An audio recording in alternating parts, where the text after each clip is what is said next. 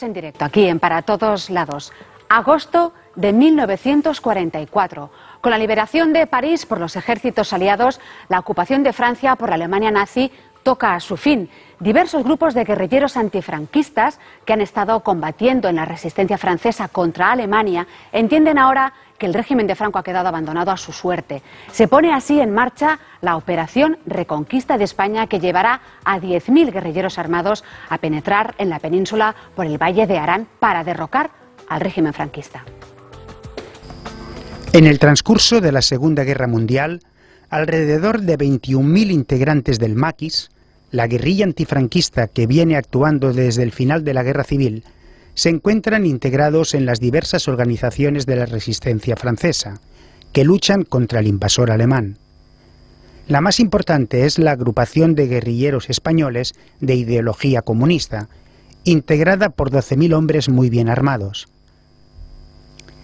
Liberada la mayor parte de Francia en el verano de 1944, la progresiva retirada de los alemanes provoca un clima de entusiasmo y euforia en los guerrilleros, que entienden que ahora más que nunca los días finales del franquismo están cerca.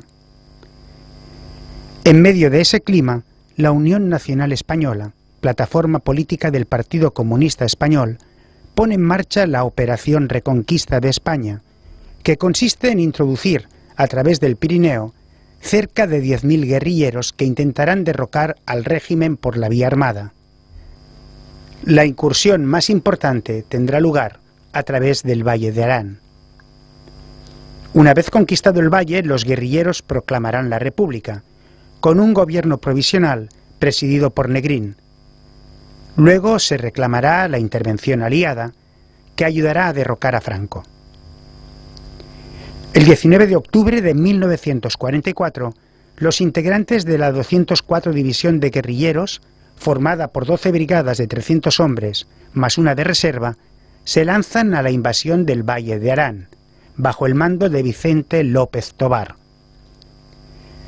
En sus inicios, la operación del Valle de Arán será un éxito, y el Maquis ocupará numerosas poblaciones, donde será izada la bandera tricolor republicana.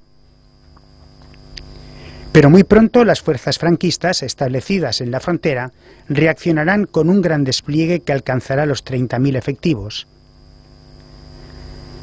Pocos días antes, una incursión por los valles de Navarra de 1.500 guerrilleros ha resultado un fracaso absoluto, y el Maquis se ha visto obligado a retroceder de nuevo a territorio francés, ante el acoso del batallón Legazpi del ejército franquista. El esperado levantamiento popular contra el régimen no da signos de vida, y los aliados no parecen dispuestos a derrocar a Franco a costa de abrir una brecha marxista en el occidente de Europa. Así las cosas, 10 días más tarde, el fracaso de la Operación Reconquista de España es total. Ante la superioridad de los efectivos combinados del Ejército, la Guardia Civil y la Policía Armada, los guerrilleros del Maquis se ven obligados a regresar a Francia. Bien, para hablar de este episodio de la historia hemos invitado al programa a Daniel Arasa, periodista y escritor, profesor de periodismo de la Universidad Abat Oliba. Es autor de diversos estudios sobre la Guerra Civil Española, la posguerra y el Maquis, entre los que podemos destacar, en relación con el tema de hoy, años 40, los Maquis y el PCE y la invasión de los Maquis. ¿Qué tal? Bienvenido al programa, Hola, Daniel. Muchas gracias, buenos días. Saludamos también a Ferran Sánchez Agustí, es historiador. Ha realizado una profunda investigación sobre el fenómeno del Maquis que ha plasmado en documentales como El Maquis, la guerra silenciada, para esta casa, y una extensa bibliografía entre la que podemos destacar Maquis y Pirineos, la gran invasión 1944-1945, y también Maquis en el Alto Aragón, la guerrilla en los Pirineos centrales de 1944 a 1949. Bienvenido al programa. Buenos días.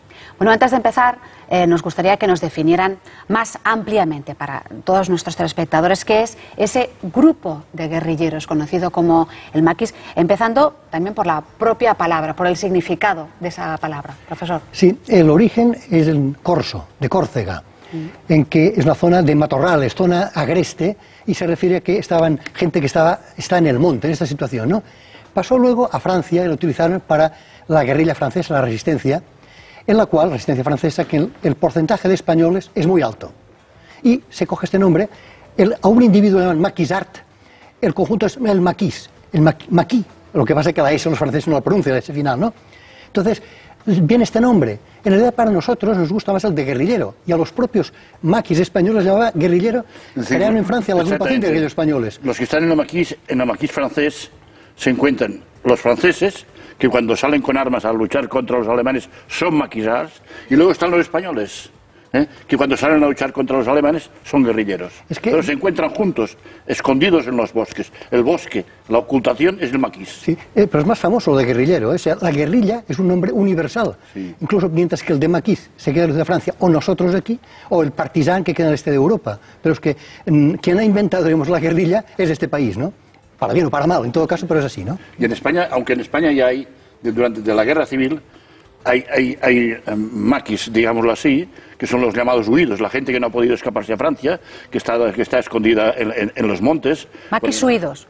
No, son los huidos. Los huidos, los huidos que no han podido marchar a Francia, están escondidos en las montañas, en Sierra Morena, etcétera, en las Alpujarras, etcétera, y que luego sí, que cuando empezarán a entrar maquis de Francia les dirán también maquis. Pero en realidad aquí ya había, cuando iba cayendo el frente del norte, frente de Málaga, ya hubo bosas de emboscados, llamados emboscados, que les llamaban huidos. Sí, quizás esto puede servir pensar un poco que el maquis tiene como, en España, tiene como 4 etapas. La primera, la que habla ahora Ferranes, son huidos. Gente que está en la Guerra Civil Española, se encuentra en territorio dominado por los franquistas y huyen, porque se los cargaban si se quedaban en sus lugares donde vivían.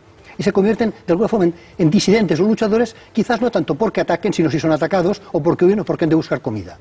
Luego, quizás lo que ustedes nos plantean hoy, la invasión importante de maquis, donde miles intentan entrar, que es el eje central del año 44. Luego seguiría unos 3 o 4 años más, hasta el 48, una situación de guerrilla, sobre todo en la montaña, y con el peso principal de los comunistas. Y el 48, el Partido Comunista cambia de estrategia y ya ve que con la Guerra Fría, con el reconocimiento del franquismo, ya no puede cambiar la situación y que entonces dejan y van retirando a los comunistas. Y quedarán, sobre todo anarquistas y algunos otros grupos, sueltos, digamos, una diáspora de maquis que van quedando hasta el año 65, que matan el último. Es decir, cuando en el 46 cierran las fronteras, el mundo entero cerró las fronteras a España a raíz del fusilamiento de Cristino García, que era un español, un héroe de la resistencia francesa. Esto fue en marzo del 46, y entonces marchan todos los embajadores, todo el mundo llega a la convicción, los mismos franquistas, el mismo régimen, que la invasión aliada será. Entonces es cuando se empiezan a esconder, en las montañas, ahí se reactiva, pero en el 48, cuando ya abren las fronteras, se ha acabado, empieza la Guerra Fría. Vamos a recapitular un poco. Volvemos a lo que ilustraba el reportaje de Ernest Basconta. ¿Por qué se elige el Valle de Arán para llevar a cabo la invasión? El Valle de Valles. Sí, Valle de Valles, efectivamente, porque es el único territorio del territorio español actual que es de vertiente atlántica. Es decir, para decirlo de otra manera, que nos pueda entender los oyentes, cuando en invierno de los soldados, o sea, no que tenía que hacer la mili en el Valle de Arán, para venir a España a hacer la mili, tenía que irse por Francia porque no podía pasar, porque quedaba aislado el valle, por la nieve, porque era la zona vertiente atlántica. Entonces, ¿esto qué es? Una zona en que si ellos consiguen conquistar aquella comarca, pequeña comarca del Valle de Arán, incluso caía un poco el invierno, prácticamente podían permanecer 6 meses sin ninguna posibilidad real de que el ejército les echara fuera. Por eso se escoge el Valle de Arán pensando, ya a finales de octubre, mediados de octubre, quizás aguantamos un tiempo, las nevadas, y aquí aguantaremos, podemos crear lo que ellos pensaban, que podía haber un pequeño territorio liberado, en el cual podría haber un gobierno provisional en España. Ellos decían que, o se planteó si se haría, pero en todo caso un gobierno provisional, y que fuera reconocido por los aliados. En el momento en que es reconocido un gobierno alternativo al de Franco, ya podían participar. El túnel no estaba en obras. Pasarán por ahí los soldados, pero el túnel no se abre hasta el año 48. ¿El túnel? El túnel de Viella. De Viella, sí. Entonces eso es decir, lo que pasa es que pasará por ahí la artillería, cuidado, Sí. Pero es decir, y luego no funcionará, es decir que... Claro, lo pueden bloquear perfectamente, una boca de túnel se puede bloquear con mucha facilidad, ¿no? Entonces se escoge esto pensando en esta posibilidad, que después ya se verá, primero, que no consiguen conquistarla toda, y después que habrá una serie de fallos de tipo estratégico, logístico, y también que la situación internacional no permite que esto vaya adelante. A una operación de esta envergadura se le supone una amplia planificación, sin embargo, no da esa sensación, ¿no? Por ejemplo, ¿hay algún hecho que lleve a pensar que los aliados iban a dar cobertura al maquis para derrocar al franquismo? No, ellos no ¿O era parten de algo eso. que se suponía como...? Esto era, ellos lo daban por supuesto, pero no estaba basado en ningún hecho real. ¿Por qué? Porque es que primero, los aliados en este momento estaban ocupados todavía con Alemania. A ver quién llegaba primero a Berlín. Exacto, es decir, a ver quién llegaba primero a todavía Berlín. no estaba acabada la guerra, por tanto para ellos el enemigo era esto, para Franco, para ellos era algo muy, muy, muy secundario. Y de otro lado, es la planificación. Yo creo que el plan de operación está bien hecho. Lo que no está bien hecho, desde un punto de vista militar, es la estrategia y la logística. Por poner un ejemplo. Algo fundamental en cuando unos avanzaran por el Pirineo, suponiendo que les fuera bien. ¿Cómo tenían el abastecimiento de municiones? Claro, cada soldado iba a cargar, cada maqui, cada guerrillero llevaba las que podía, pero las que llevaba en 2 combates se les han acabado. ¿Quién les municionó de nuevo? Por ejemplo, esto no estaba pensado adecuadamente porque se partía de una base totalmente errónea. Es de que el pueblo español se sublevaría. Partiendo de la situación en España es de el pueblo está contra el franquismo. Y muchos soldados se pasarían. Los soldados se pasarían. Los soldados se pasarían a las Exacto. filas de los El ejército está dividido. ¿Qué se pasaron? Algunos se pasaron. Pero claro, sobre el total, esto Pocos. es una cosa casi miseria. De todas formas, a pesar de la logística y tal, es de las pocas veces que Franco reúne al Estado Mayor del Ejército. Sí, sí. Una, dos. En una semana manda más de 100.000 efectivos, no solo al Valle de Arán, sino a los otros valles, porque cuando hablamos del Valle de Arán hemos de hablar de la Vall Ferrera, hemos de hablar de las Valls d'Àneu, etcétera. Eran todo invasiones. Vertientes de... ¿Para qué? Para luego centrarlo todo en el Valle de Arán. Y en Aragón solo ahí cayeron 80. Murieron 80 guerrilleros en el Alto Aragón también. Es decir, que todos son maniobras de distracción y complementarias. Y digo que en una semana manda más de 100.000 hombres a la frontera. Oiga, en la larga noche de piedra, ¿ha habido en alguna otra ocasión que se haya puesto tan nervioso Franco? Es la única. De hecho, prácticamente incluso la hermana de Franco, Pilar Franco, escribió: la única vez que Franco se puso nervioso en todos estos años fue aquellos 2 o 3 días, también no todo el periodo, pero los 2 o 3 primeros, porque vieron que eran miles de guerrilleros que entraban, muy bien armados, muy luchadores, muy convencidos, y por otro lado pensaban, todavía tenía incógnita, de si los aliados, o por lo menos Francia, ayudaría. En el momento que se ve que Francia no, ya está pasado. Después ya podían aguantar perfectamente, y aunque los guerrilleros tuvieran un cierto éxito inicial, al cabo de pocos días, saben que el ejército los aplastaría. Y si, por ejemplo, si uno ha seguido el tema de los cuarteles, si había cuarteles en Berga, en Puigcerdà, en todos esos sitios, esos cuarteles se montaron en aquella época porque no había cuarteles antes de la guerra. Y se hizo una línea, que es la famosa línea Gutiérrez.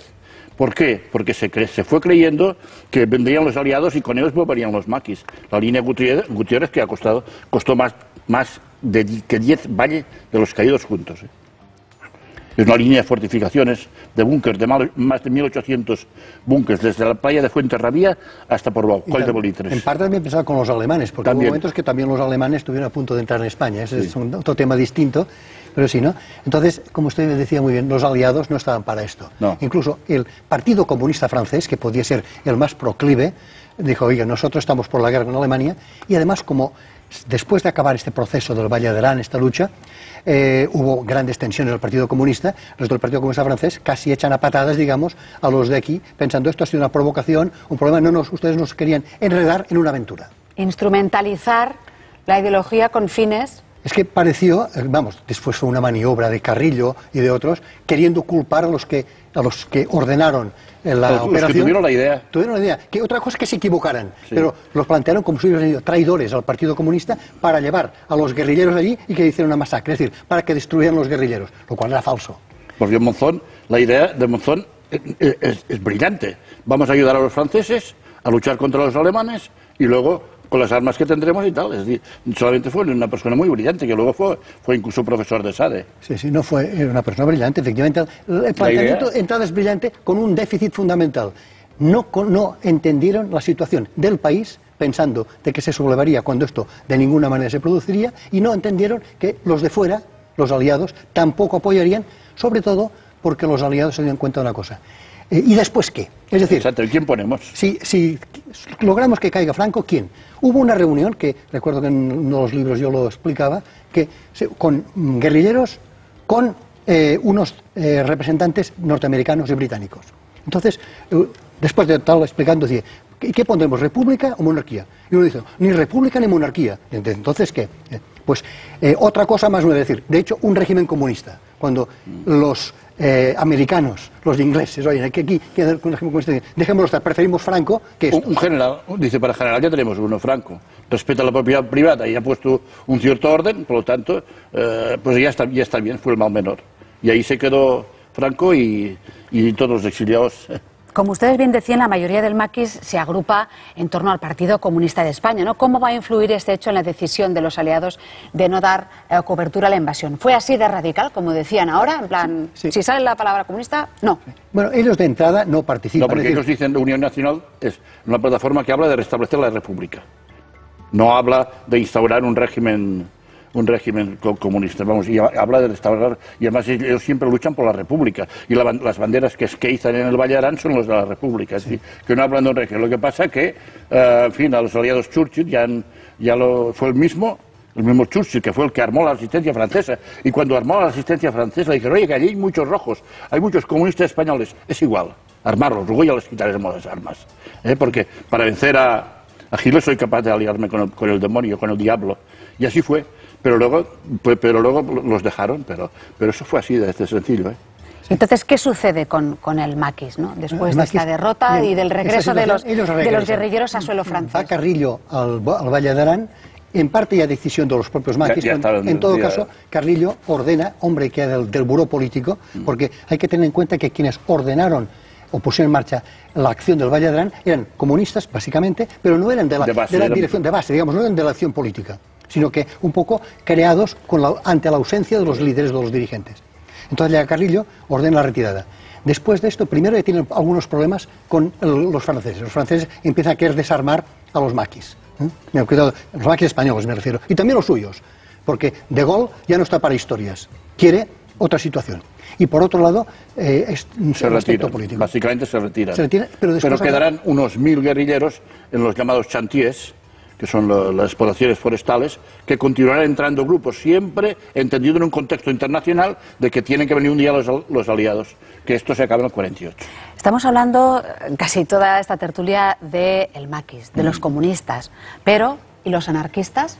Que también fueron su fuerza dentro de Unión Nacional había grupos, había el grupo de cereatistas dentro de Unión Nacional que tenían sus boletines, había anarquistas y también había algún socialista negrinista, y los anarquistas luego se incorporan a partir del año 47 con la creación de un movimiento libertario español que básicamente actuó en el Alto Llobregat, y como empezaron, no digamos más tarde, en el 46, pero los últimos mitos cayeron pues en el 63 Cara Cremada y en el 57 Facerías y en el 60 Sabaté, los maquis que llegan a nuestros días, pero ya era una cuestión testimonial, porque incluso la CNT los había desautorizado. Porque en su momento, en el punto más álgido, ¿cuántos eran? ¿Cuántos guerrilleros eran? ¿De cuántos estamos hablando? Sí, el núcleo de guerrilleros españoles, frente a la agrupación, el núcleo principal, son unos 12.000. Entran en España, cuidado, antes he dicho 10.000 no entran tantos, por la zona Valle de Arán y en torno 3.000, 3.500, y luego 2 o 3.000 más o menos, por el resto del Pirineo Austral, quizás unos 6.000, 7.000 en esta época. Son los que entran y salen al cabo de pocos días, ¿no? Lo que pasa es que después, una vez se acaba, como usted decía antes, cuando vuelven a Francia, volverán y se irán creando grupos pequeños, de los que decía él, irán entrando en grupos pequeños y se van instalando en las montañas, contactan con los huidos, van creando zonas de lucha contra el franquismo, destacando lo que se llamó la agrupación de guerrilleros de Levante y Aragón, que fue comunista, la más importante, que actuaba en 5 o 6 provincias, Cuenca, Teruel, parte de Zaragoza, parte de Tarragona, parte de Valencia. Que ya era otra área de influencia más al sur. Más al sur, mucho más. Pero una cuestión de geografía. Sí. Un sitio muy abrupto y propiciaba que el maestrazgo, todo eso, propiciaba que se escondieran, se pudieran mover, no había carreteras, se pudieran mover, pudieran actuar mucho mejor. Pero redundando en el tema, desde el punto de vista de operación logística militar, si participaron Sí, participaron unos 10.000 guerrilleros en la Operación Reconquista de España, que entraron por más de 30 puntos. Se cifran en alrededor de 300 guerrilleros los que cayeron, los que fallecieron, y hubo unos 700 prisioneros. Eso significan 1.000 bajas. 1.000 bajas respecto a 10.000 personas es un 10%. Y desde el punto de vista de la logística militar no es una debacle. No es una debacle, como por ejemplo la División Azul, ¿no? Que de cada 10 eran 3 bajas entre prisioneros, muertos y tal. Es decir, no fue una debacle tal. ¿Por qué? Porque se hizo también siempre pensando en lo que tiene que hacer todo buen guerrillero a la hora de hacer una acción, es en la escapada, en la salida. Lo que pasa es que hubo muchos que se avanzaron mucho y ya no pudieron retroceder porque les coparon la salida. Sí, un aspecto interesante después es de que hubo purgas importantes entre los guerrilleros y entre los dirigentes comunistas. Concretamente, liquidaron a mucha gente, se mató mucha gente de forma clandestina. Silencio, que aparecía muerto en un río. ¿Y quién lo ha matado? Pues entre ellos mismos, sobre todo algunos dirigentes comunistas mataron a otros, también entre ellos. Dicho sea de paso que hubo bastantes muertos, por tanto, hay, digamos, gloria y puntos muy oscuros en lo que fue después de este final de los guerrilleros, en esta parte de los guerrilleros. Pues tanto al profesor Arasa como al profesor Sánchez Agustí les agradecemos muchísimo que nos hayan contado este episodio de la historia de España. Cerramos página y les damos las gracias a las dos. Muchas gracias a ustedes. Buenos días.